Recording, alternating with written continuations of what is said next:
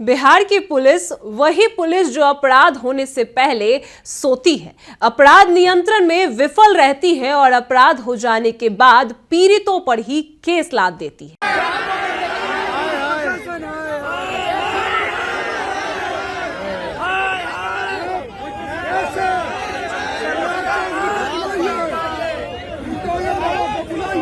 और उन पर ही लाठी डंडे चलाए जाते हैं। आज 16 से 17 दिन बीत चुके हैं, लेकिन बिहार की बेटी को इंसाफ नहीं मिला। 5 को 9 बजे रात में पापा मम्मी से बात हुआ है खुशहाल पूर्वक। शायद 10 तक उसके फ्रेंड से भी बात हुई है। शायद 10 तक सडनली 5-6 तारीख को शाम को 5 बजे, और भी परिजन को नहीं, पापा को नहीं कॉल गया था। एक्स मैन आर्मी में थे वो रंजन कुमार, उनके द्वारा इन्फॉर्म किया गया कि आपकी बेटी बेहोश है। इंसाफ छोड़िए, ये वही पुलिस है जो लड़कियों को ही गलत ठहराती है और परिवार इंसाफ मांगता है तो उनके साथ ही मारपीट करती है। पूरे मामले की झूठी कहानी गढ़ी जाती है। पटना के शंभू गर्ल्स हॉस्टल में नीट की तैयारी कर रही एक होनहार बेटी जो अपने माँ बाप के सपनों की आखिरी उम्मीद थी, आज उस दुनिया में नहीं है। ये उस बेटी की क्या गलती थी कि उसने इतने बड़े सपने देखे? ये गलती थी। पढ़ने आई, लेकिन हुआ क्या, सोचकर ही रूह कांप जाती है। और आपको बता दें, वो बच्ची 6 जनवरी को अपने कमरे में बेहोश मिली। देख सकते हो मोबाइल में सीडी आप निकालिए, उसका कॉल डिटेल्स निकालिए, देखिए क्या लड़की का कोई किसी के साथ अफेयर था या किसी के साथ बातचीत था। पुलिस की ओर से भी पैसे का ऑफर दिया गया था? नहीं, पुलिस की तरफ से नहीं ऑफर किया गया सर, कोऑपरेट नहीं किया गया। 3 अस्पताल बदले गए, 3 दिन तक जिंदगी और मौत से जूझती रही, लेकिन इस पूरे वक्त में सिस्टम सोता रहा। उस समय पुलिस मौके से गायब रही। शुरुआत में कहानी गढ़ी गई कि डिप्रेशन में थी, नींद की गोलियां खाई, सुसाइड किया। थाना प्रभारी से लेकर एएसपी एसएसपी तक ने बिना पोस्टमार्टम, बिना ठोस जांच एक ही रट लगाई रही आत्महत्या है। आखिर यह सब पुलिस कैसे सवाल कर रही थी, कैसे सवाल उठा रही थी? उस बच्ची के शरीर पर जख्म था, लेकिन फिर भी आत्महत्या कहा गया। लेकिन अब जब पोस्टमार्टम रिपोर्ट सामने आया तो सच्चाई ने पूरे सिस्टम की नींव हिला दी। शरीर पर संघर्ष के निशान, नाखूनों के गहरे जख्म, निजी अंगों में चोट, जबरदस्ती के स्पष्ट संकेत। हम लोग को सीसीटीवी नहीं दिखाया गया है और उसके बाद सीसीटीवी फुटेज भी देखा गया है। सहेली के संपर्क में आप कैसे आ गए? कैसे उससे बातचीत होने लगी आपकी? सहेली आई हुई थी यहीं दिखाने, एक जो भी स्क्रैचेस वगैरह हैं, नीतू वहाँ के वार्डन केयरटेकर हैं, वो दिखाए कि स्केच जब डॉक्टर दिखाया तो स्केचेस हम पूछे कि ये कैसे हुआ, तो ये लाते समय हो गया है, ये की लड़की है, उसकी दोस्त या क्या उसका नाम कुछ है, वो की है। हम जब उससे पूछे तो नहीं भैया, हम क्यों करेंगे ऐसे। हत्या नहीं, ये दरिंदगी की कहानी थी। सवाल यह है कि 3 दिन तक पुलिस ने क्या किया? किसके दबाव में सच्चाई छिपाई गई? किसे बचाने की कोशिश की गई? आज बेटी तो चली गई, लेकिन पीछे छोड़ गई माँ बाप का टूटा हुआ भरोसा, चीखता हुआ इंसाफ और एक ऐसा सिस्टम जो पहले आरोप से इनकार कर रहे थे। सरकार, प्रशासन और पुलिस सबके सामने यही सवाल खड़ा होता है कि अगर यही न्याय है तो आम आदमी को ऐसा न्याय बिल्कुल नहीं चाहिए। जदयू के एमएलसी नीरज कुमार जो हर बार सवाल उठाते हैं, फालतू से फालतू मुद्दे पर बोलते हैं, लेकिन इतने बड़े मुद्दे पर एक बार भी नहीं बोला। आप अगर पटना पुलिस संतुष्ट रहती तो पोस्टमार्टम रिपोर्ट क्यों आता? भाई जांच का क्रम होता है, जांच का क्रम का एक पायदान था, दूसरा पायदान ये पोस्टमार्टम रिपोर्ट है।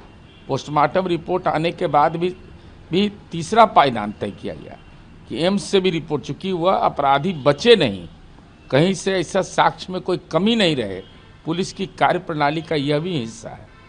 सरकार की नाकामी साफ तौर पर दिखी और पुलिस की मिली भगत भी दिखी। आज परिवार इंसाफ के लिए सड़कों पर खड़े हैं। सब एक ही सवाल पूछ रहे हैं कि क्या बिहार में बेटियां वाकई सुरक्षित हैं या सच दबाने की कीमत उन्हें अपनी जान देकर चुकानी पड़ रही है। पीरियड्स में थी वो छोटी सी बच्ची, दरिंदों ने उसके साथ गंदा काम किया। इस मामले को बिहार के रक्षक पुलिस वाले आत्महत्या कहते हैं। चलिए आपको उनकी नाकामी दिखाते हैं और बेटी को कितना न्याय मिला वो भी बताते हैं। नमस्कार, मैं कोमल और आप देख रहे हैं दर्श न्यूज। देखिए, आपको बता दें, इस घटना ने पूरे बिहार को झकझोर कर रख दिया है। बिहार की बेटियां सुरक्षित है, यह बात कहने में अच्छी लगती है, लेकिन हकीकत हर बार किसी बेटी की लाश के साथ ही सामने आती है। यही हुआ जहानाबाद की उस बेटी के साथ। पीरियड्स के दौरान दुष्कर्म, शरीर पर 12 से ज्यादा खरोच, अंदरूनी चोटों के निशान और संघर्ष के साफ सबूत। यह किसी हादसे की कहानी नहीं, यह दरिंदगी की कहानी है। एक पिता अपनी बेटी के लिए सड़कों पर न्याय मांगता दिखा, लेकिन उसके न्याय को झूठ करार दिया गया, उसे झूठा सुनाया गया। लेकिन पुलिस ने जल्दबाजी में निष्कर्ष दे दिए। कहा गया कि वो डिप्रेशन में थी, नींद की गोलियां खा ली, आत्महत्या कर ली। लेकिन जब पोस्टमार्टम रिपोर्ट सामने आया तो बयान ही बदल गए। सच साफ तौर पर दिखाई दिया, पुलिस की नाकामी का, भ्रष्ट सरकार का और उसकी भ्रष्ट पुलिस का। 5 जनवरी को नीट की तैयारी कर रही छात्रा अपने घर से पटना के शंभू गर्ल्स हॉस्टल वापस लौटती है। परिवार से फोन पर बात भी होती है। छात्रा पूरी तरह सामान्य दिखती है, किसी तरह की कोई परेशानी, डर या कोई और बात सामने नहीं आती है। यही वो दिन था जब सब कुछ सामान्य दिख रहा था और किसी को अंदाजा नहीं था कि आने वाले कुछ घंटों में एक बेटी की जिंदगी खत्म हो जाएगी। 6 जनवरी की रात छात्रा ने हॉस्टल में खाना खाया और अपने कमरे में चली गई। रात के कुछ समय बाद वो अपने कमरे में बेहोश हालत में मिलती है। चौंकाने वाली बात यह रही कि हॉस्टल प्रबंधन ने इस स्थिति पर तुरंत पुलिस को नहीं बताया, ना ही परिवार को कॉल किया। छात्रा को बिना किसी कानूनी प्रक्रिया से पहले ही निजी अस्पताल, फिर दूसरे, फिर तीसरे अस्पतालों के चक्कर काटते गए। इन अस्पतालों में इलाज के दौरान भी पुलिस को समय पर सूचना नहीं दी गई, जबकि कानून के अनुसार यह मामला उसी वक्त पुलिस के पास जाना चाहिए था, उसी वक्त मेडिको लीगल केस बनता था। 6 से 9 जनवरी तक यानी पूरे 3 दिन छात्रा अस्पताल में जिंदगी और मौत से लड़ती रही। इस दौरान पुलिस की भूमिका लगभग गायब रही। न हॉस्टल का कमरा सील किया गया, न बिस्तर, न कपड़े जब्त हुए, ना सीसीटीवी फुटेज सुरक्षित किए गए, क्योंकि पुलिस नाकाम है। ना फॉरेंसिक टीम बुलाई गई। ये वही सबसे अहम 72 घंटे थे जब सबूत सुरक्षित किए जा सकते थे। लेकिन इस दौरान हॉस्टल में आवाजाही होती रही, सबूतों के साथ छेड़छाड़ होता रहा और वजह साफ है कि पूरा सिस्टम इस साजिश के तहत खेल रहा था। इस बीच पुलिस और हॉस्टल प्रबंधन की ओर से एक कहानी भी सामने लाई गई कि छात्रा डिप्रेशन में थी, उसने नींद की गोलियां खाई, उसके ओवरडोज से उसने आत्महत्या किया, यह कहा गया। थाना प्रभारी की शुरुआती रिपोर्ट में इसे आत्महत्या का मामला बताया गया। इस रिपोर्ट के आधार पर बड़े अधिकारियों ने भी बिना किसी मेडिकल बोर्ड या पोस्टमार्टम रिपोर्ट के सार्वजनिक रूप से बयान दे दिया कि यह सुसाइड है, यह आत्महत्या है, रेप नहीं हुआ, ऐसा कहा गया। परिवार लगातार कहता रहा कि बेटी के शरीर पर चोट के निशान हैं, लेकिन उनकी बातों को नजरअंदाज किया गया, उनकी बातें नहीं सुनी गई। अब आपको बता दें कि 9 जनवरी को छात्रा की हालात और बिगड़ गई। पिता जब अस्पताल पहुंचे तो बेटी बोलने की हालात में नहीं थी। शरीर में कोई प्रतिक्रिया सामने नहीं आई, लेकिन उसके शरीर पर कई जगह खरोच और चोट के निशान साफ दिखाई दे रहे थे। यही से परिवार को यकीन हो गया कि यह सिर्फ आत्महत्या नहीं, लेकिन पुलिस को यकीन नहीं हुआ, बल्कि किसी जबरन की गई हैवानियत का नतीजा है। इसके बावजूद भी पुलिस ने अपनी सुसाइड वाली थ्योरी नहीं बदली और कहती रही कि इसने सुसाइड किया। 11 जनवरी को इलाज के दौरान छात्रा की मौत हो गई। मौत के बाद मामला दबाने की कोशिश के बीच परिजनों के दबाव में मेडिकल बोर्ड से पोस्टमार्टम करवाया गया और पूरी प्रक्रिया की वीडियोग्राफी भी हुई। वहीं पोस्टमार्टम रिपोर्ट में साफ तौर पर छात्रा के शरीर पर संघर्ष के निशान, गर्दन, कंधे और कई जगहों पर नाखून से खरोचने के निशान, अंदरूनी चोटें और दुष्कर्म के संकेत पाए गए। रिपोर्ट ने यह भी सामने लाया कि छात्रा पीरियड्स में थी और उसके साथ उसी दौरान दुष्कर्म की आशंका जताई गई, लेकिन पुलिस मानने को तैयार नहीं। 12 जनवरी को शुरुआती पोस्टमार्टम में दुष्कर्म की पूरी तरह पुष्टि नहीं की गई। इसके बावजूद पुलिस ने रिपोर्ट को अपने पक्ष में पेश किया, यानी अपनी तरफ से कहा कि यह आत्महत्या है। इस बीच भी परिवार ने आरोप लगाया कि हॉस्टल का सीसीटीवी फुटेज डिलीट क्यों किया गया अगर यह आत्महत्या थी, और कमरे में दवाइयां रखकर सुसाइड की कहानी बनाई गई। ये परिवार वालों ने आरोप लगाया, लेकिन पुलिस वाले तब भी नहीं सुने। 13 जनवरी को परिजनों और स्थानीय लोगों का गुस्सा फूटा। छात्रा का शव लेकर कारगिल चौक पर रखकर प्रदर्शन करते नजर आए, न्याय की मांग कर रहे थे, लेकिन पुलिस ने लोगों पर लाठीचार्ज किया। इस दौरान 6 लोगों का नामजद और करीब 150 अज्ञात पर केस भी दर्ज किए गए।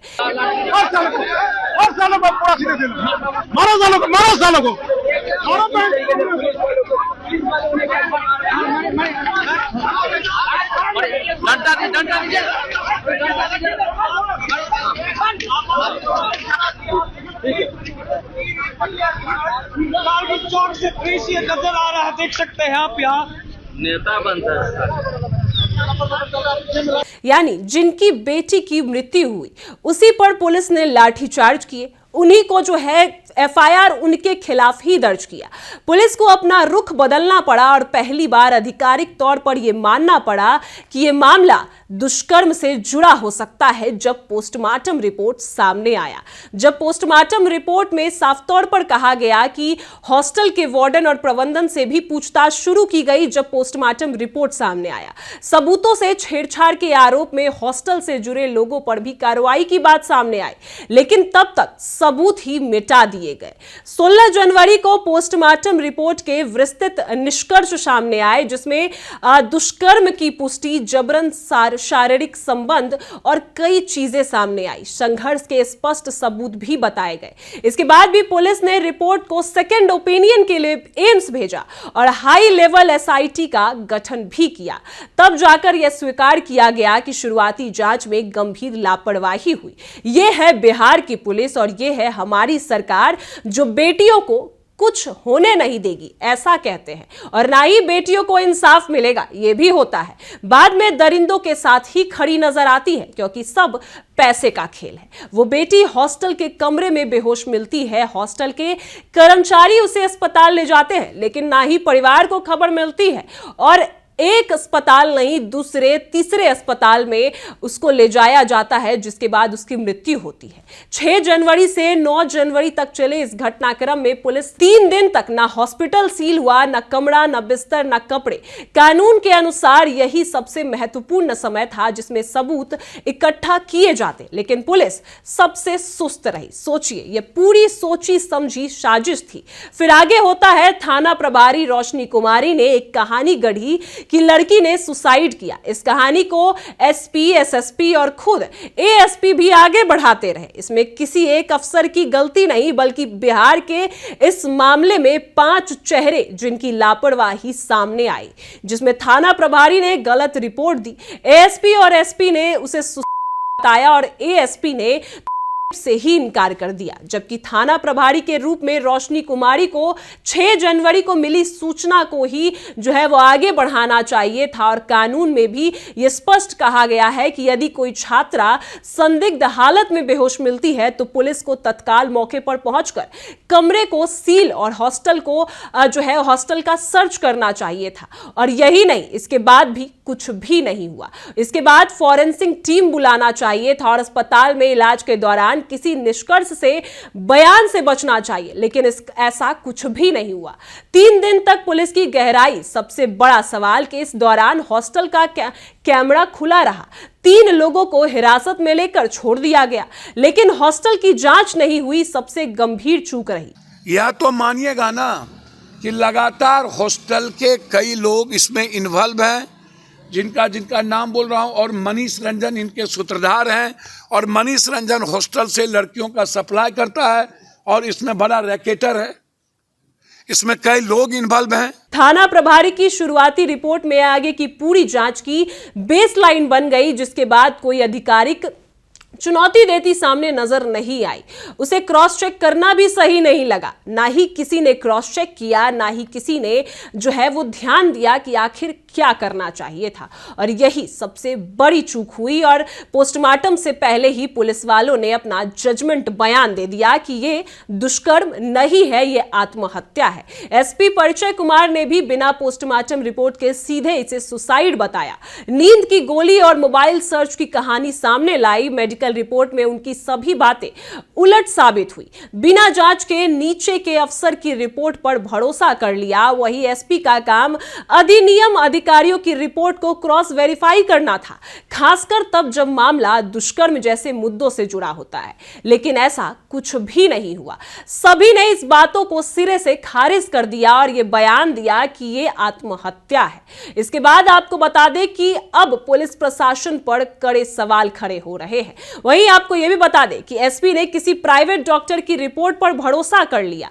पोस्टमार्टम रिपोर्ट आने के बाद वही बयान पुलिस के लिए और सहज सवाल बन गया है कि वही प्रारंभिक डॉक्टर की जिम्मेदारी होती है कि यदि संकेत स्पष्ट होते हैं तो रिपोर्ट रिजर्व रखी जाए। डॉक्टर को कानून निष्कर्ष नहीं देना चाहिए, कानूनी जो निष्कर्ष उन्होंने दिया वो नहीं देना चाहिए।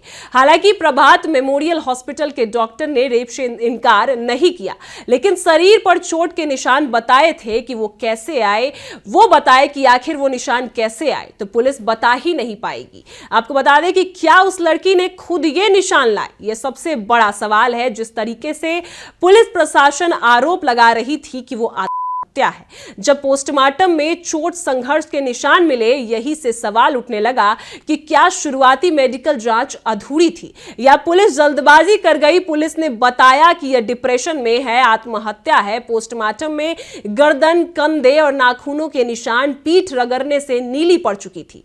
लड़की के बचने के लिए स्ट्रगल की की थ्योरी से मिला दी गई, लेकिन यह थ्योरी मेल ही नहीं खाती थी क्योंकि दुष्कर्म हुआ था और साफ तौर पर लड़की के शरीर पर देखा गया। और जब पोस्टमार्टम रिपोर्ट सामने आया तो पुलिस वालों ने अपना बयान ही बदल दिया। ऐसा कहा जा रहा है कि एक से ज्यादा लोग इस दुष्कर्म में शामिल हो सकते हैं। वही पुलिस का कहना था कि नींद की गोलियों से जो है लड़की बेहोश हुई। सभी प्रमुख चोट मौत से पहले की पाई गई, यानी पीड़िता बेहोश नहीं थी। उसे जो है विरोध किया, लेकिन पुलिस का कहना था कि नींद की दवाइयों का ओवरडोज, जबकि लड़की के कई जगहों पर नोचने के निशान, कंधे पर गहरी नाखून के निशान। क्या ये सब लड़की ने खुद किया, अपने आप से ऐसा किया? ये जवाब कौन देगा? हम लोग को सीसीटीवी नहीं दिखाया गया है और उसके बाद सीसीटीवी फुटेज भी देखा गया है। सहेली के संपर्क में आप कैसे आ गए, कैसे उससे बातचीत होने लगी आपकी? सहेली आई हुई थी यहीं दिखाने। एक जो भी स्क्रैचेस वगैरह हैं, नीतू वहाँ के वार्डन केयरटेकर हैं, वो दिखाए कि स्केच जब डॉक्टर दिखाया तो स्केचेस हम पूछे कि ये कैसे हुआ, तो ये लाते समय हो गया है। ये रुचिता नाम की लड़की है, उसकी दोस्त या क्या उसका नाम कुछ है, वो की है। हम जब उससे पूछे तो नहीं भैया हम क्यों करेंगे ऐसे। अच्छा, वो भी मना कर। क्या ये जवाब पुलिस और सरकार दे पाएगी? परिवार हमेशा साफ साफ कहता रहा कि पुलिस ने मामले को गंभीरता से नहीं लिया। मेरी बेटी के शरीर पर खरोच के निशान थे, मैं कहता रहा, लेकिन पुलिस ने नहीं सुना। प्रबंधन की ओर से समझौते की बात भी सामने आई कि हॉस्टल के साथ जो है वो रिश्ता खराब ना हो, इसके वजह से पैसे का ऑफर भी किया गया। शिकायत आने लगे, शिकायत बढ़ने लगे, उसमें जो है दबाव बनाया गया। पुलिस अस्पताल जो है रिपोर्ट बनाने लगे कि उसने आत्महत्या की। आपको बता दें कि जो रिपोर्ट सामने आया वो रिपोर्ट मेल ही नहीं खाता था। और आपको बता दें कि उस दौरान छात्रा ने काफी जोर जबरदस्ती संघर्ष किया और पोस्टमार्टम रिपोर्ट के अनुसार करीब 2 घंटे तक छात्रा के साथ दुष्कर्म किया गया। उसके शरीर पर चोट के निशान कुछ यही कहानी बयां कर रहे हैं कि पार्ट में काफी चोट है। इससे यह भी आशंका जताई गई कर्म करने वाले एक से ज्यादा हो सकते हैं। फिलहाल पुलिस ने छात्रा के की बात अब स्वीकार की है, अब कार्रवाई कर रही है और अब जांच का फोकस हॉस्टल मालिक मनीष चंद्रवंशी उर्फ मनीष रंजन पर भी है, जो 15,000 की नौकरी से कुछ सालों में करोड़पति बन जाता है, करोड़ों की संपत्ति का मालिक बन जाता है। विवादित जमीन पर बने उस हॉस्टल की ऊपरी मंजिल पर रहता था, जिसके खिलाफ पहले से ही कई केस दर्ज है। संदिग्ध कमाई और राजनीतिक महत्वाकांक्षाओं के संकेत है। सवाल साफ है कि 3 दिन पुलिस क्यों गायब रही, किसे बचा रही थी, किसके दबाव में सच्चाई छिपाई गई और सरकार चुप अभी तक क्यों है? क्योंकि सच यही है कि अगर यही न्याय है तो बिहार की बेटियां सुरक्षित बिल्कुल नहीं है और यहां सच बोलने की कीमत कई बार एक बेटी को अपनी जान देकर चुकानी पड़ती है और यही इस बेटी के साथ भी हुआ। अब सवाल उठता है कि पुलिस इतने लापरवाह क्यों थे, सरकार चुप क्यों है? क्योंकि उनके खुद के ही लोग इन्वॉल्व हैं, ये कहा जा रहा है, तभी वो बचाने की कोशिश कर रहे हैं। आज सवाल सिर्फ एक बेटी की मौत का नहीं, सवाल उस पूरे सिस्टम का है जो वर्दी, कुर्सी और सत्ता के पीछे छिपकर सच को कुचल देती है। सवाल उस पुलिस का है जो दरिंदों से पहले पीड़िता को कटघरे में खड़ा करती है। सवाल उस सरकार का है जो बेटियां सुरक्षित है ऐसा कहती है, ऐसा नारा देती है, लेकिन जब सच सामने आता है तो चुप्पी ओढ़ लेती है। यह बेटी तो चली गई, लेकिन पीछे छोड़ गई टूटे हुए माँ बाप, सड़कों पर भटकते इंसाफ और एक ऐसा सवाल जो हर घर में गूंज रहा है कि अगर पढ़ने, सपने देखने और इंसाफ मांगने की यही कीमत है तो क्या बिहार में बेटियां सुरक्षित हैं? क्या बेटियों की सुरक्षित होना सिर्फ एक झूठा दावा है? जब तक इस मामले में हर दोषी बेनकाब नहीं होता, हर लापरवाह अफसर पर कार्रवाई नहीं होती और सच को दबाने वालों को सजा नहीं मिलती, तब तक यह सिर्फ एक हत्या नहीं बल्कि पूरे सिस्टम पर लगा एक ऐसा धब्बा है जो बार बार याद दिलाएगा कि बिहार की बेटियों को खतरा बाहर से नहीं, उस सिस्टम से है जो उन्हें बचाने की कसम खाता है। तो आपको क्या लगता है? अपनी राय हमें कमेंट में जरूर बताएं ताकि उस बच्ची को न्याय मिल सके। फिलहाल इस खबर में इतना ही। आप देख रहे हैं दर्श न्यूज।